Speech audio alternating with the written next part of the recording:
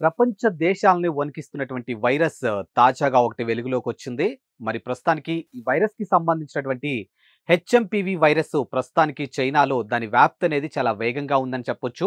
ఇప్పటికే దానివల్ల బాధితులు కూడా అధిక సంఖ్యలో ఉన్నారన్నట్టు మనకి తెలుస్తుంది.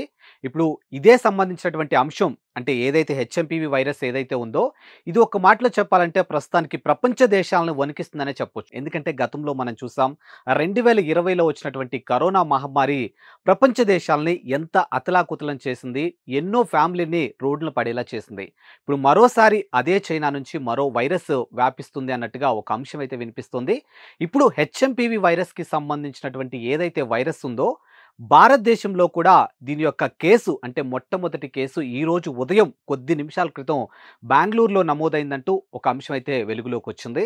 మరి ఇది చూసుకున్నట్టయితే కర్ణాటకకి సంబంధించినటువంటి రాష్ట్రంలో బెంగుళూరు సిటీలో 8 నెలల పాపకు ఈ వైరస్ వచ్చినట్లు వైద్యులు నిర్ధారించారు. సో, మరి దానికి సంబంధించినటువంటి టెస్ట్‌ని ప్రస్తుతానికైతే ప్రైవేట్ ల్యాబ్‌లో నిర్ధారించడం జరిగింది. సో, మరి కర్ణాటక ప్రభుత్వం అఫీషియల్‌గా ఇంకా తమ ల్యాబుల్లో కూడా దీనికి సంబంధించినటువంటి ఆ టెస్ట్‌లయితే చేయలేదన్నట్టుగా అక్కడి ప్రభుత్వం అయితే ఒక నివేదికను వెల్లడించింది.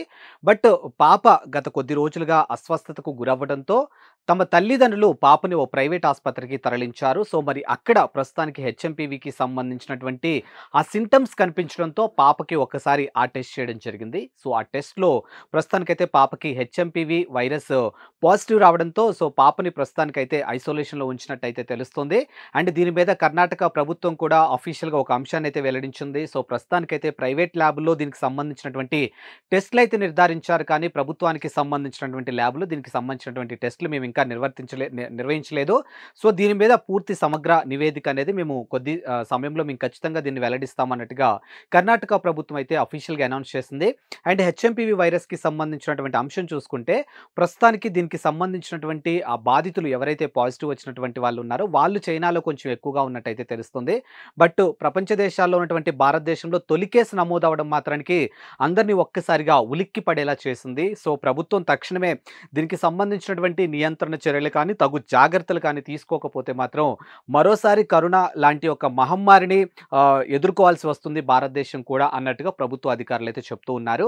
అండ్ ప్రస్తుతానికి హెచ్ఎంపీవీ వైరస్‌కి సంబంధించినటువంటి అంశం చూసుకుంటే ఇది 11 సంవత్సరాల లోపు పిల్లలకి ఎక్కువగా వ్యాపించే అవకాశం ఉందన్నట్టుగా వైద్యులైతే చెప్తూ ఉన్నారు. అంటే శ్వాసకోశ సంబంధిత వ్యాధులు ఏవైతే ఉన్నాయో దీంట్లో ఉన్నటువంటి ప్రధాన లక్షణాలుగా అవి మనకు కనిపిస్తూ ఉన్నాయి కాబట్టి ఖచ్చితంగా 11 సంవత్సరాల లోపు పిల్లలైతే కొంచెం జాగ్రత్తగా ఉండాలంటే తెలుస్తుంది.